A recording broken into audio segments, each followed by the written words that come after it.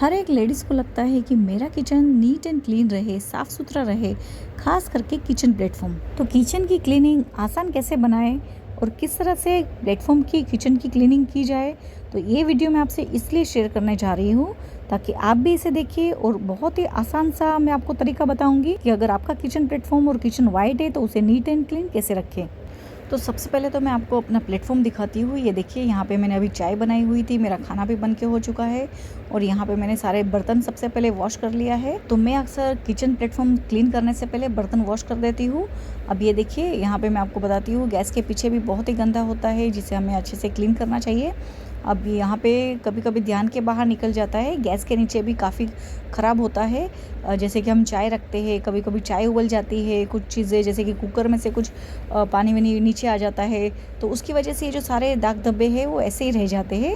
जब हम सब्जी या दाल के जो तड़का विड़का लगाते हैं, चोका लगाते हैं, तभी उसके जो छींटे होते हैं वो भी उड़ के पीछे की टाइल्स की तरफ उड़ता है, तो उसकी वजह से भी टाइल्स बहुत ही ख़राब दिखती है।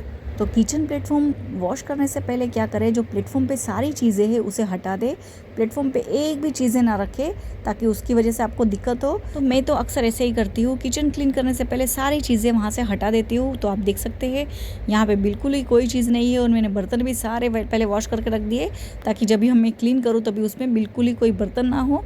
तो ये देखिए, अब यहाँ पे मैं क्या करूँगी, जो बर्नर है उसे ऐसे ही रहने दूँगी और जो उसकी जाली है गैस की वो सारे निकाल के रख दूँगी। और यहाँ पे जो बर्नर पे मैं यहाँ पे एक एक कटोरी रख दूँगी ताकि उसमें पानी ना जाए और गीला ना हो। अब यहाँ पे मैंने एक बकेट में थोड़ा सा वॉशिंग पाउडर लिया है, यानी जिससे हम कपड़े वॉश करते हैं, वो थोड़ा सा पाउडर ऐड करके पानी मिला के उसे अच्छे से झाग बना ले। और ये जो हमने सारे बर्नर निकाल, यानी कि गैस के जो हमने सारी जाली निकाल के रखी हुई है वो उसमें हम भिगोने रख देंगे। इससे क्या होगा ना कि ये जो जाली है ना उसके ऊपर जो भी कोई दाल विल के धब्बे या फिर जो जमे हुए दाग धब्बे रहते हैं वो भिगोने की वजह से थोड़ी देर के बाद आसानी से निकल जाएंगे। तो जब तक हम प्लेटफॉर्म की क्लीनिंग करते हैं तब तक इसे हम भिगो के रख देंगे। अब यहाँ पे हम क्या करेंगे, टिश्यू पेपर से सबसे पहले सारा कचरा निकाल लेंगे प्लेटफॉर्म पे से। तो टिश्यू पेपर या फिर आप किसी कपड़े से भी आप पूरा क्लीनिंग कर सकते हैं। तो ये देखिए, मैंने यहाँ पे टिश्यू पेपर का इस्तेमाल किया है। तो सबसे पहले आप देख सकते हैं यहाँ पे कितना कचरा निकल रहा है, ये देखिए। तो इसकी वजह से क्या होगा, जब आप पानी से क्लीनिंग करेंगे ना तो ये जो सारा कचरा है ना वो बिल्कुल ही नहीं रहेगा। और इससे हम जब पानी से वॉश करेंगे ना तो बहुत ही आसानी होगी। नहीं तो क्या होगा ना, ये जो सारा कचरा है वो पानी के साथ में सिंक में बहेगा और सिंक चोकअप भी हो सकती है। अब सबसे पहले हम थोड़ा थोड़ा पानी छिड़क देंगे। तो यहाँ पे मैंने गैस पे, प्लेटफॉर्म पे और थोड़ा टाइल्स पे इस तरह से पानी छिड़क दिया है ताकि क्या होगा, जो दाग धब्बे होंगे अगर वो हार्ड हो गए होंगे तो थोड़ा सा नॉर्मल हो जाएंगे और हमें क्लीनिंग में भी थोड़ी आसानी होगी। तो मैंने सारे प्लेटफॉर्म पे थोड़ा पानी छिड़क के उसे इस तरह से गीला कर दिया है प्लेटफॉर्म को। ये देखिए, सिंक के पास आप अक्सर देखेंगे, यहाँ पे हम हमेशा वॉश करते हैं बर्तन वर्तन। उसकी वजह से क्या होता है ना कि ये जो जगह है वो बहुत ही ऐसी ऐसा चिकट चिकट सी हो जाती है, इसलिए वहाँ पे आप हमेशा उसे ड्राई रखने का ही कोशिश करें। अब क्लीनिंग के लिए मैंने कोई स्पेशल सोप का इस्तेमाल नहीं किया है, मेरे पास बर्तन घिसने का लिक्विड सोप था, उसका ही मैंने इस्तेमाल किया है। उसे बोतल में इस तरह से स्प्रे में भर के थोड़ा सा पानी ऐड करके मैंने इस तरह से सारे प्लेटफॉर्म, गैस और टाइल्स पे इस तरह से स्प्रे कर दिया है। तो इससे क्या होगा ना कि ये जो सारी चीज़ें ना, अगर उस पर हम थोड़ा सोप लगा के रखेंगे और थोड़ी देर हम लोग अगर ऐसे ही छोड़ देते हैं तो थोड़ी देर के बाद में ये बहुत ही, अगर घिसने के बाद बहुत ही अच्छे से ये चमकने लगता है। तो मैं अक्सर ऐसे ही प्लेटफॉर्म, किचन, मेरा गैस और सारी चीज़ें मैं इस तरह से ही क्लीन करती हूँ, तो इससे बहुत ही आसानी होती है। तो ये देखिए, मैं इस तरह से स्प्रे करके, तो सिंक के पास भी सारे जो उसके नल विल होते हैं तो उसे भी मैं इस तरह से पहले क्लीन कर लेती हूँ, यानी कि थोड़ी देर के लिए सोप लगा के रख देती हूँ।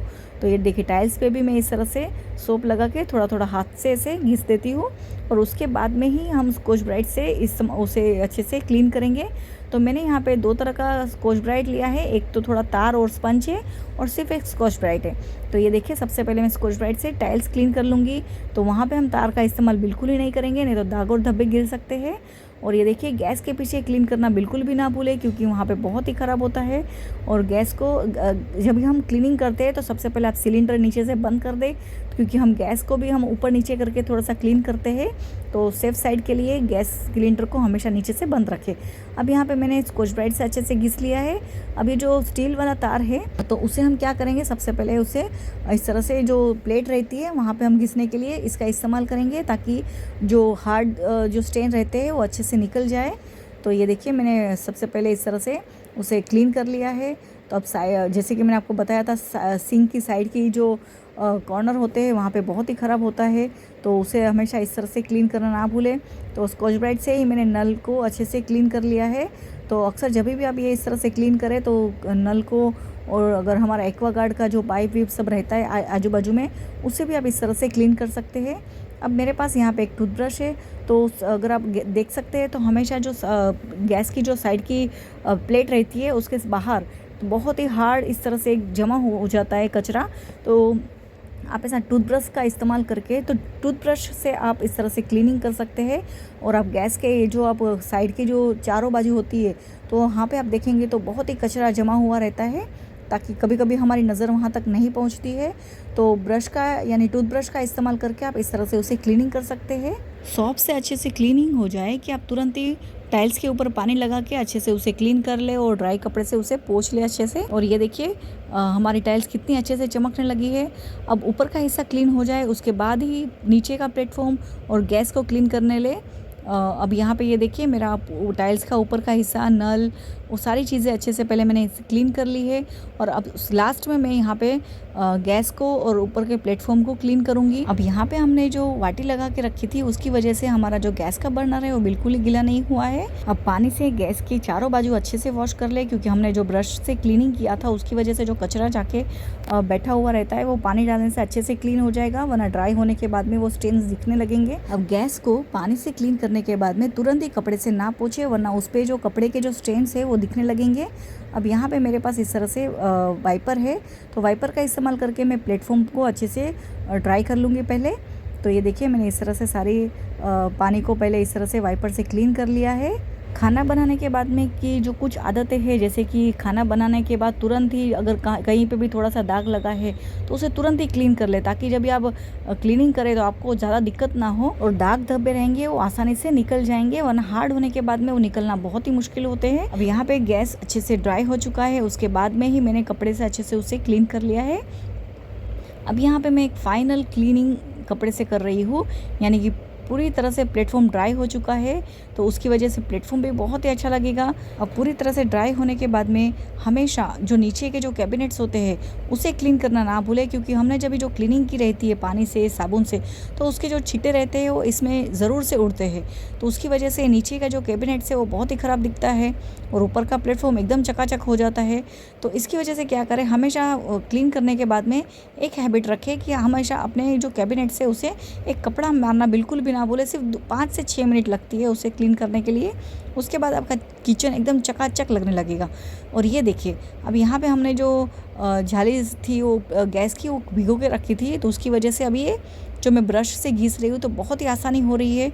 और आप देख रहे हैं पानी के अंदर ये जो जाली के जो कुछ काले धब्बे होते हैं, यानी कि कुछ कचरे होते हैं, वो आप देख पा रहे हो कितनी आसानी से निकल जाते हैं।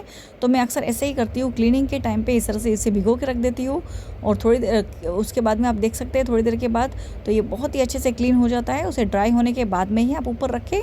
और ये देखिए अब यहाँ पे ये मेरा प्लेटफॉर्म पूरी तरह से रेडी है। अब सारी चीज़ें अपनी अपनी जगह पे मैंने रख दी है, तो आप देख सकते हैं देखने में भी बहुत अच्छा लगता है। ऐसे प्लेटफॉर्म को देख के लगता है कि इसे बस देखते रहे, इस पर कुछ भी बनाए नहीं, लेकिन ये तो पॉसिबल ही नहीं है। तो ये हो गया मेरे प्लेटफॉर्म के क्लीनिंग का वीडियोस। तो ये वीडियो आपको कैसा लगा ये मुझे ज़रूर से बताइए, और पसंद आए तो लाइक, शेयर और सब्सक्राइब ज़रूर से करें।